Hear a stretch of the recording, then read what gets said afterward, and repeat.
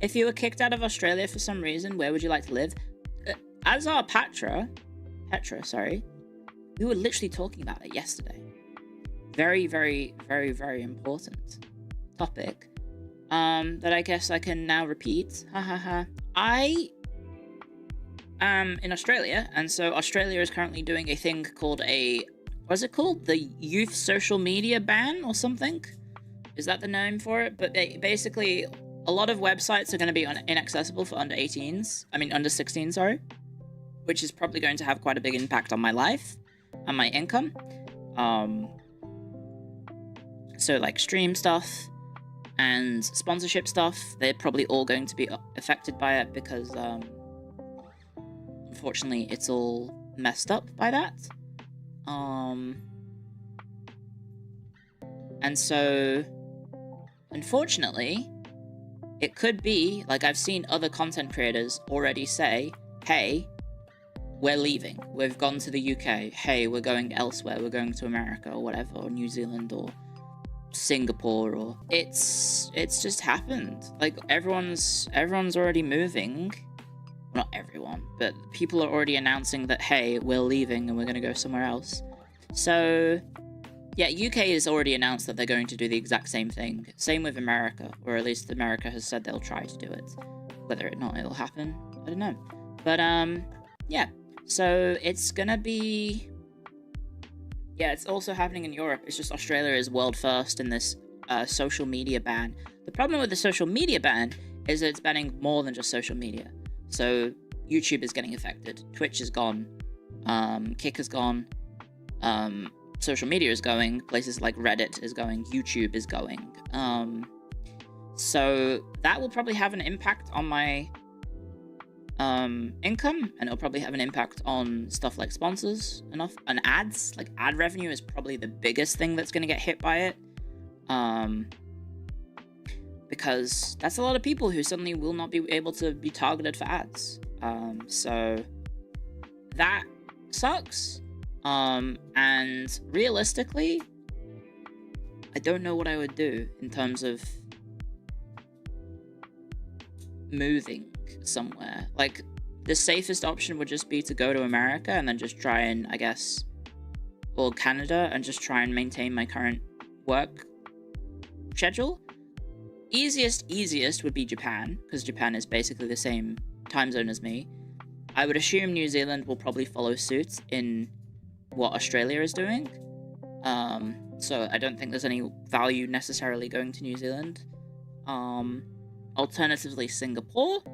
But I don't really want to move to Singapore because it's hot as fucking balls. So yeah, I don't know really what I would do. I think, like, as nice as it would be to hopefully have this not affect me, because I do like where I live, there is a potential, if it does get bad and it fucks me over real hard, I would have financial incentive to just leave. I do have citizenship. I have European citizenship. I have UK citizenship. I have Irish citizenship. I have Australian citizenship. So there's plenty of countries I can move to fairly easily. I could move to New Zealand. I could move to Europe. I could go back to the UK or Ireland. Those are all options. But it might be that I need to go elsewhere instead. Japan sounds like a nice idea in theory, but I think I would I think I would genuinely be miserable in Japan. I don't know about you guys. Don't know about you guys. I feel like I would be quite miserable. Italy? The thing is, I like the time zones that I currently stream at, and I would want to maintain that without just, like, ruining my life in terms of becoming, like, nocturnal to do so. So I would want to keep streaming at my current times frame, from, well, currently 11 to 11.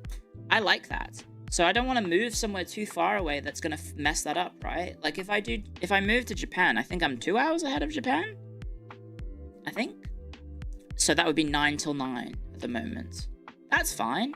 Alternatively, I could just do 10 till 10, but again, that is then fudging with my numbers, my time starts and time ends a bit. So yeah, like, that is an option, I suppose. But if you could get or had friends in Japan, it should be fine. I do have friends in Japan who I could help and like maybe rely on, but I feel like moving to Japan is not very easy, unless you have a company backing you up, in which case I would need to have a company backing me up, and or lots of money. Come to Brazil? I don't really want to go to Brazil, I'm sorry. Yeah, but ideally, hopefully nothing is bad with the whole situation, but like it could turn into a situation where I do have to leave in terms of my financial future. It might not be tenable in Australia. The people that have been moving have been big studios, however. Like the YouTuber that I saw get interviewed by, I think, Reuters, had, across various different channels, 50 million subscribers, had a full studio of employed people in Australia, editors, teams for like 5 different channels or whatever. So a fairly big deal in terms of how much revenue and business he was reliant on for working and living in Australia. And I guess targeting Australian audiences. But yeah, they're gonna just leave. The family that I saw move to the UK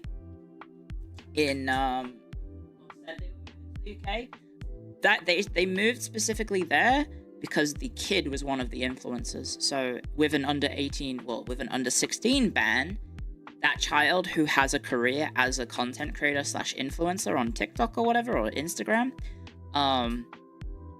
is suddenly unable to do that job in Australia. So the only way that they can have that child still be part of the money-making scheme, because it was one of those fucking, no offense to the people involved, it was one of those fuck-ass content creator families that you see online. So like they're leaving so that the kid can still be making content as part of the family. It's kind of fucked up. Not my sort of thing. Like, everyone else in the family was like older. It was just the youngest kid, I think, was like 14. So they were like, we're going to the UK, so we can still do our job. Did the Australians vote for the law? I think it was part of their policy going into the current election. But I have a feeling a lot of people didn't have it as a priority of one of the policies they were voting for versus other things. Like, I fundamentally do agree that children should not be rotting their brains on social media. Like, I agree with that. I don't think children should have their brains rotted by social media. But how they are implementing this ban is archaic and shit. Because it should be the parents that are making sure their kids aren't glued to their phones 24/7, and if they are using it, they're using it in a safe way. So, yeah. Mass surveillance? I mean, it's not really mass surveillance. They're just stopping you from using the apps altogether. Like, Twitch will not allow accounts that are under 16 years old. They're going to delete all the accounts, I think. And then you'll be blocked from accessing the website or app until you are over the age of 16. But it's also probably just going to result in kids being resourceful and finding ways around it. Isn't there a pretense to take your data to prove you're over 16? I guess. The thing that I can do is that technically Sakana owns my account, or has ownership of my account, so I can just get him to do everything for me, so I don't have to leak my name. I can just have H2O Sakana sign off and everything and use his picture for all my stuff. How do they prove you're underage? I think, I don't think Twitter and... I don't think Twitch and YouTube... YouTube has your age that your account is listed at, so they would know. I don't think Twitch gets your age. Or does Twitch get your date of birth? In which case they would know from that. And then I think from when I looked it up, any new accounts will be affected by it, and no existing accounts will be affected by it unless they are under the age of 16. I think that's how I read how it worked, is that unless you're, like, if you have an account that is very clearly over the age of 16, for example, I'm a content creator on Twitch, I make money off streaming on Twitch, ergo, very unlikely that I am under the age of 16, so I shouldn't be affected by that. But if you're Billy, who wants to make a Twitch account, and you make Billy 2009, and they go, wait a second, Billy 2009, you need to do age verification because you're a new account, and we have our age ban, and Billy 2009 is going to do the thing and realize that he's 16, and they're going to go, oi, none of that.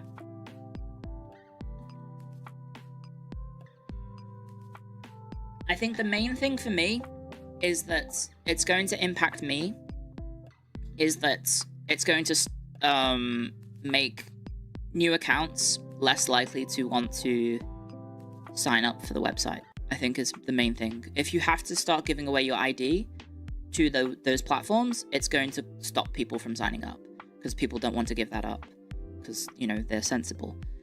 So realistically, it probably will have an impact on income. And it will have an impact on Australian streamers targeting Australian audiences, and I feel like that will be the main... For Twitch, at least, that is probably going to be the main change, is that if you see streamers who target Australian audiences, I wouldn't be surprised if they pivot to then focus on different time zones. I would not be surprised. So I'm kind of fortunate because I just hit every time zone, essentially, so I don't need to worry about it so much. But, for example, I have friends who only stream in the evening, Australian evening, to mostly an Australian audience. So, yeah, she's, like, they're gonna get affected more by that than me. Time to learn Chinese and go on Bilibili. Unironically, might be a baller idea. Might be a baller idea to start learning Bilibili.